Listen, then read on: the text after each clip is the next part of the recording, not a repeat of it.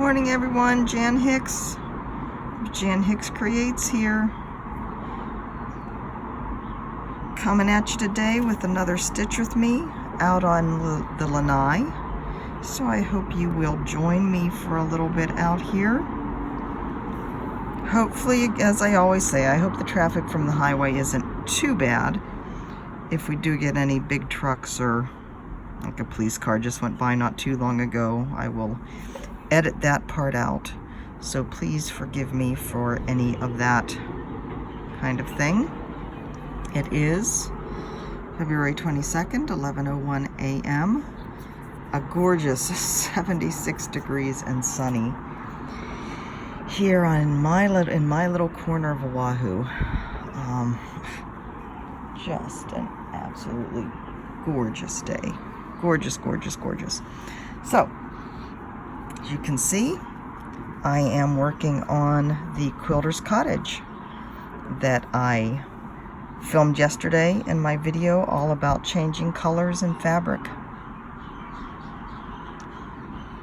I am very happy with what I've chosen. So we're going to talk a little bit more today about colors, why you would change, when you would change, if you even want to change. Nina is peering out the window at me. She wants to come out here, but I don't want to be constantly saying no, Nina, as she gets between the railings on the lanai. So she's just going to have to suffer. But anyway, so we'll talk more about color today. I'm very happy with what I've chosen so far. Again, I don't know how accurate the camera picture is.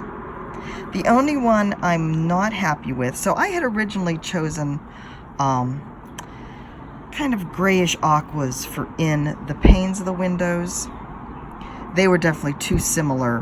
What you see here is the outline of the window. The frame of the window is the same color as over here, the cottage blue from Gentle Arts.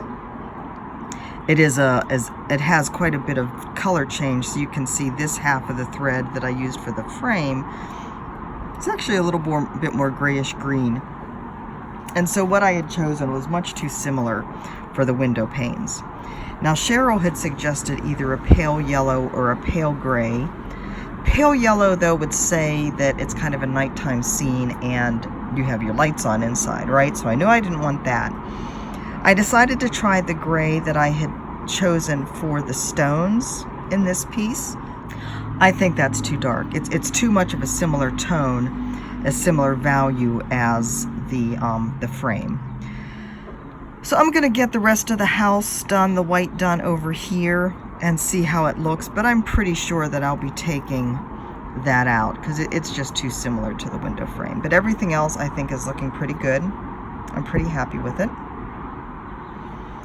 So I wanted to talk as I'm doing this a little bit more about why and when you would do something like this. I got a couple comments on yesterday's video that they really weren't, it isn't something they'd be interested in, or that they couldn't understand why I wanted to do this.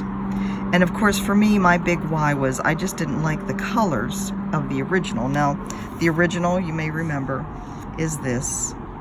It's not totally primary. This is just the photocopy of one of the pages. I don't actually have the original pattern sitting here with me.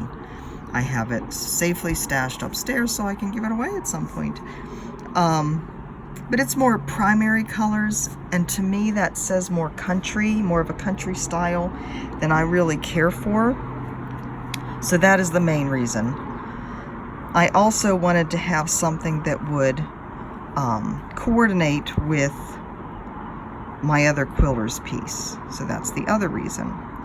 So of course, if you like the colors of a design, if you like the original fabric, you're not going to make these kind of changes. Now what if you do like the original colors but don't like the fabric? Or, like me, perhaps you're stitching from stash and don't want to buy the fabric that's called for. Well, in that case, you're going to go to your stash and find something that will work. Maybe you have something that's close. Maybe you don't. If you do have something that's close, then you probably don't have to change anything. But if you don't have something that's close, or if you do want to change the fabric altogether, then you may find that you need to change some, if not all, of the floss colors. Case by case basis, right? Maybe you'll just need to change a few. Maybe you'll want to change them all. Now, somebody did ask me why I didn't just use a white fabric for this if I wanted it to coordinate with its companion piece. Why didn't I just use the white fabric? Well, that's because I don't have a white fabric in a 32 count of the size that I needed for this piece. I did have a 32 count white Jobelin, but it was too small of a piece. So, and again, I wanted to stitch from stash, so I had to find something else. And I think this works. Now, many people saw this as a gray. I don't know whether it's coming out as a gray on your screens today with me sitting out here in the I guess it's the shadowed light. But it is actually that, like I said, it's called Mountain Mist by Silk Weaver. Or I'm sorry, Meadow Mist. It is more of an aqua and mottled aqua. So it coordinates really well with all of these colors so far. And I did just, when I started this yesterday, I just used one length of floss of all the different colors that were close here, so that I could get a feel for a bunch of the different colors. And that's why you have, there is all just these little bits and pieces of things here. And that gave me a good enough representation that I can say, yeah, I'm happy with what I chose. So yeah, you aren't always going to, but there are times that you want to change, or that maybe you feel you need to change. Another reason you would want to change is you may like the design, but not like the feel of it. So like I said, the country feel of this just isn't my thing. It doesn't match my decor at all. It's just not who I am. And so I wanted to, as much, I think it's an absolutely darling design, but the colors just don't work for me. And the fabric certainly doesn't work for me either. And that's actually another thing, a little bit of a segue here. Well, okay, so let me finish that thought by saying that because it didn't work for me, and because I was choosing the inspiration piece that I did, I obviously had to change the colors, right? And so what I've ended up with here, instead of a country vibe, I've ended up with more of a beachy vibe. And that totally works for my decor, for who I am, for where I am at right now in my life, right? It totally works. And I'm pretty sure that once I get it done, even with the quilts on the bottom, and the quilts may speak as being a little bit more country, but I don't think so. I think once I get these colors all in place, that it's going to maintain that kind of beachy feel to it. So, the other thing I was going to say about fabric. Okay, so let's talk about that then in conjunction with fabric. When you are changing, and if you decide you want to change a design based on more of the style of it rather than you not having the correct fabric, then you do want to think about what makes a design feel more country, feel more primitive, feel more beachy. What is it that makes it? And for the most part, it is the colors that you choose.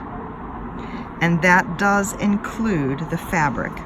So if you recall yesterday in my video, all the other fabrics that I had chosen for this were more yellowish or orangish or neutral beiges, raw cream linens.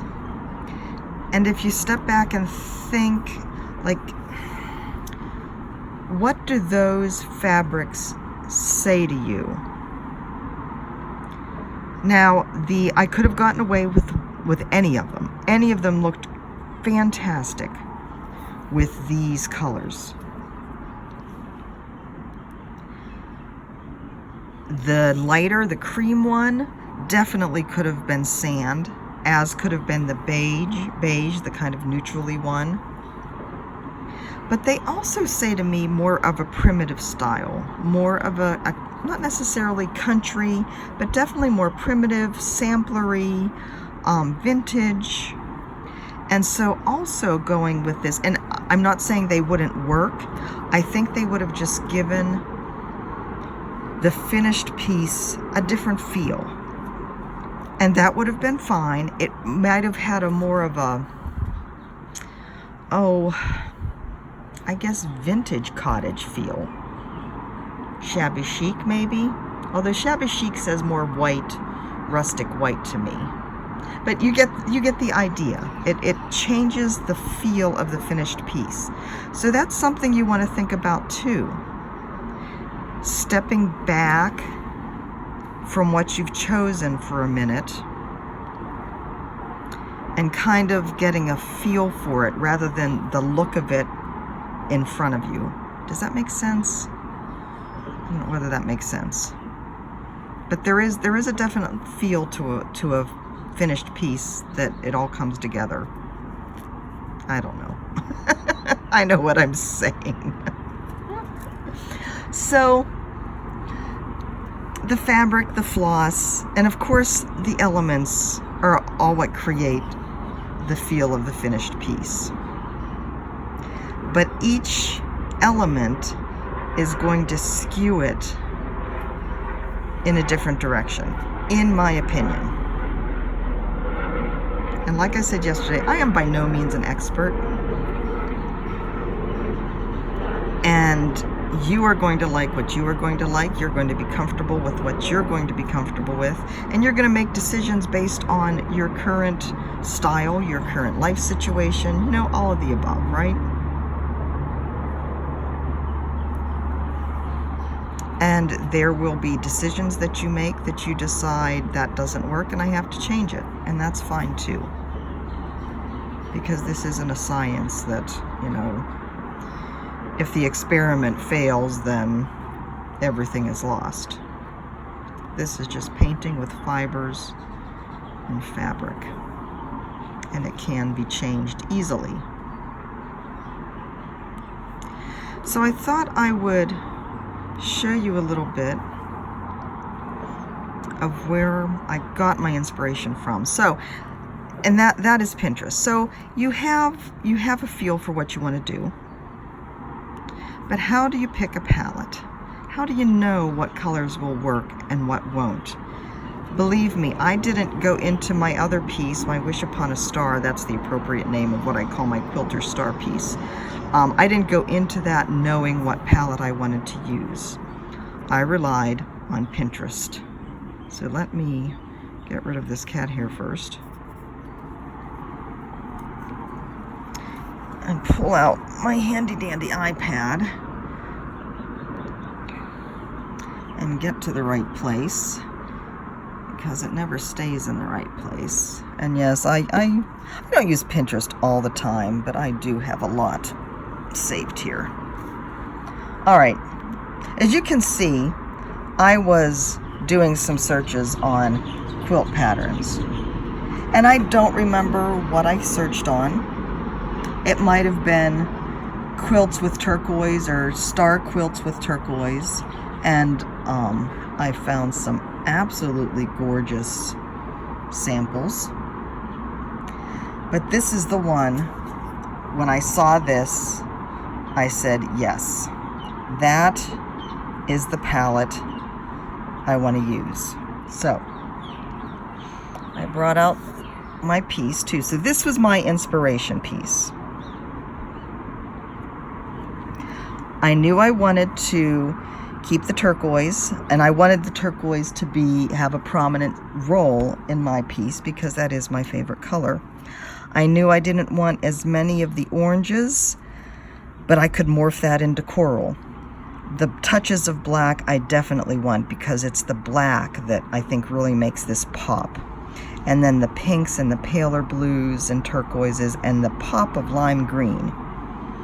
So that is what translated into this. So the corals are the combination of the, oh shoot, get back here, of the oranges and the pinks. Of course, the turquoises, both the darker and the lighter, the lime green, and then that border of black. I knew I had to do this border in black. And like I said, there were pieces of it when I changed one thing, that meant something else was going to be that color, and when I did that something else, it didn't work in that color, so I had to change it to something else. But in the playing with it, it just really all came together. Then when I got down here, I had to change the colors again because what was prescribed, what would have been here according to what I did up top, just wasn't working.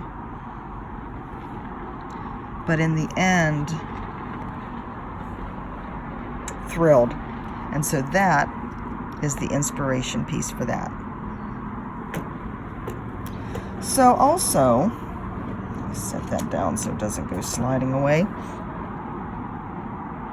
If you guys remember my 4 seasons, the Modern Folk Embroidery 4 seasons, when I started to think about, that was designed as a monochromatic piece. And when I started to think about how I wanted to manipulate it when I started it the second time, I knew I wanted to take each season and change. Oh, there's another kitty who doesn't want me out here without him. I actually came across this palette, this autumn palette. And I love, autumn is not my favorite season. Spring is my favorite season. But this palette, that's kind of what inspired me to think about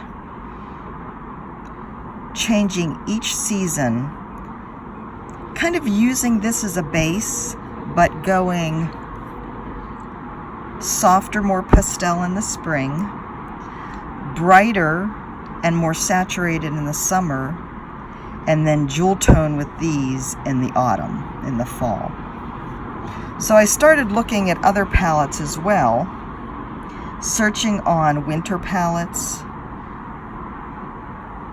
searching on more fall palettes, searching on summer palettes. Look at that, isn't that gorgeous? This one over here. Yum, yum, yum, yum. And so how to incorporate these kind of ideas, spring palettes, into that piece. So whenever I get ready to change to spring on my Modern Folk Embroidery piece, I'll be referring to these palettes. I did have a request that I do a video with that, and I will, because I think you guys got a lot out of this. But Pinterest is a wonderful source for palettes. And really, I just search on 5-color winter palette, 5-color spring palette. And these are what I come up with. Now, what if you don't have a Pinterest account? That means Google is your friend. So here,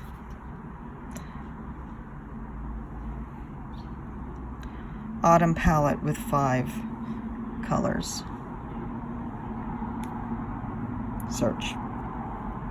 And this is under images, so you can do the search and then tap on the images tab and it'll bring this up. Now obviously Google likes palettes with more than just 5 colors. but Google will work just as well. Lots of options here. So really, you're just going to go through and find one that strikes you. Like that. Just something that calls to you. Now what about this design? What if you like this design but autumn is your favorite color and you want it to be more autumn colors, then you're going to do a search like this.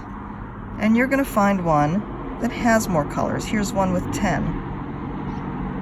Pantone Fall Colors for 2016. Now maybe these appeal to you, maybe they don't, but this would be a good starting point for manipulating the colors in the pattern to give it a warmer, more fall feel. And once you start, I think you'll find that it's really not that hard. This is where the DMC color card would come in handy, because then you can pull that out and see which colors relate to these. So lots of options, lots of directions, and there is, like I said before, there is no right or wrong. And even this, like the ink, whoops, get back here. The ink, the paint color type, paint chip type of thing. Perhaps you like the jewel tones, but you like it in a softer value. You have those kind of options laid out for you in a palette like this. So I encourage you to try if it's something you're interested in. Of course, you don't have to. Many of us love the original colors in most designs. So, back to stitching. I hope you found that useful. I think that was what I wanted to talk about. And the other thing, when you're starting with a palette like that, where all the colors have been curated for you, you don't have to worry about them not working together. You just have to decide what color is going to go where in the pattern. Now, I did pull out these colors for my inspiration piece, my Wish Upon a Star piece. I just ordered the DMC color palette with the threads from DNC last weekend. They actually had a sale, a 20% off sale, so I ordered it from them. It has not arrived yet. It should get here Wednesday. So when I pulled the colors for my inspiration piece, Wish Upon a Star, I didn't have that color card to go by, and quite frankly, I don't remember how I did it. Because I don't know, I guess I just went through that drawer and just kind of palmed through all of my floss and pulled out stuff that I thought looked good, and I bet you my back was really hurting by the time I was done. Oh, brother. Anyway, I'm gonna get this section of the house done and then decide if I need to pull out. But the more I look at that, the more I think I need to pull that out and go for a lighter gray. Or maybe a darker color. I don't want to use the same color as up here. When I look across the road here at the apartments across the road and I look at their windows, they're dark. They're like this kind of dark. So maybe I should go darker. I don't know. Let me know what you think. I'm ambivalent about that. I definitely don't want the kind of blue. Of course, the blue that was in the original pattern wouldn't coordinate with this anyway. But I don't know whether I want the dark either, whether that would be too much dark, and especially the same one. Although it would be fitting because there is changes in tone of the windows that I'm looking at across the street. You know, lighter gray, darker black. So that actually would be really an appropriate color for this. Poor Sasha, you want to come out? I know. I'll be done here shortly, sweetie pie. Okay.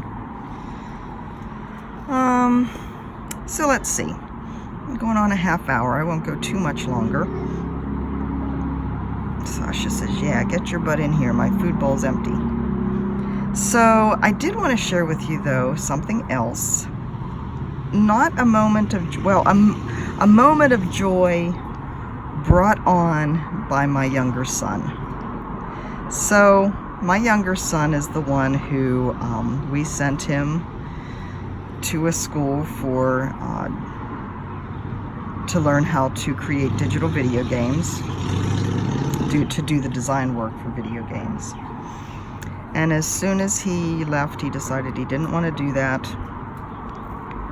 and he was going to do something else. And that something else is to be a loan officer for a realty investment company in Orlando. And we were not well pleased. And I would say we're still not well pleased. However, semicolon. If he was not doing this, he would not have discovered a part of himself that just has me amazed every day. So this young man of mine, every morning on his way to work, posts in his Instagram stories a little, I can only call it a be happy moment. I think he's calling it be happy. Just a reminder to his followers to do just that, to be happy, to make other people happy. For instance, on Monday, I think it was, he said, do something today that brings a smile to another person's face. Whether it's just smiling at them, whether it's saying hello, whether it's holding a door open for them. Do something that makes another person happy. Another day, he asked his followers what their definition of success was. And he posted their responses, hopefully with their permission, the following day. And they were everything from, money-oriented to happiness-oriented. Yesterday, he posted just words to be happy. Find something today that makes you happy and know that I love you. And I've been seeing these every single morning. Part of my routine in the morning when I get up is I check through all of my different social media streams, and on Instagram, his story is always up there waiting for me. And I'm sure you other mamas can understand how gosh darn proud this kid makes me. And I was thinking this morning that, if he hadn't taken this route, if he had gone into a studio where, yes, he would be making money and I wouldn't have to worry about whether he has enough money to eat, he would not be experiencing. See, these are coming from this type of attitude is coming from, oh, I'm sorry, I just totally bumped you there, is totally coming from the success information that he is getting from the people he's working with now, the inspirational type of books and videos that he is taking in right now. That would not have happened if he had followed the route that we had basically planned out for him, right? And that he had planned out for himself. He is taking a different route. He is not making any money, but he is finding success and happiness in a different way. And so, yes, I'm still incredibly worried about him. Incredibly worried about whether he's able to buy food. Determined not to give him money to do that, because this is a decision he made separate from the course of action that we paid for him to take. So, the whole tough love thing, as much as we are sticking to our guns with that and are still worried about him, I am also totally amazed at the young man he is morphing into.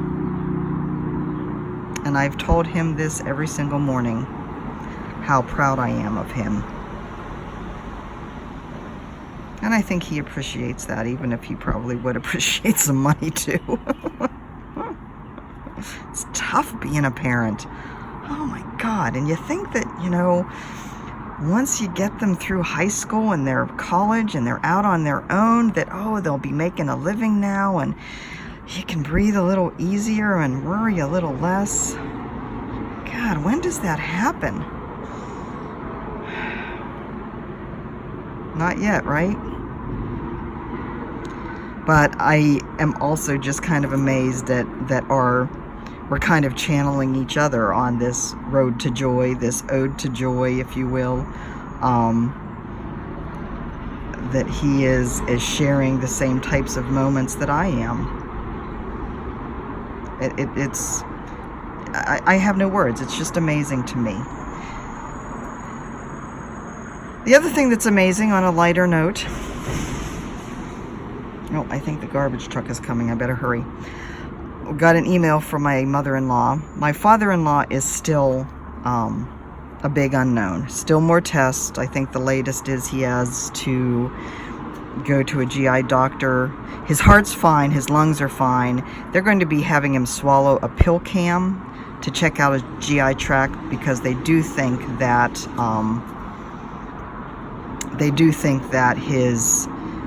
the blood thinners that he's been taking are probably causing a bleed in his GI tract that's causing his hemoglobins to get out of whack, which means he needs the transfusions. So that's next on the agenda. But anyways, my mother-in-law sent us an email yesterday afternoon with a picture attached. She drove back from Mayo to Scottsdale, or to Surprise yesterday, so that's across, you know, it's across the valley floor in Phoenix, from one side of Phoenix to the other. And she arrived home to snow. And pictures from Scottsdale yesterday, I think they got a couple inches of snow in Scottsdale. And then she sent us another email this morning, 3 feet of snow in Flagstaff in a 24-hour period. Now, can I tell you how happy I am that she didn't need me to go and visit her and stay with her and help her when it's still cold enough, and that there's actually snow falling in Phoenix? I love you dearly, Ann and Dick, but holy cow. Thank you for not needing me just yet. Let's wait till it warms up some. All right, gang, on that note, I am out. Please let me know if you have any questions. Again, I hope you found this useful. And I will check in with you again next week. Have a great weekend. I'll talk to you soon. Love you guys. Bye-bye.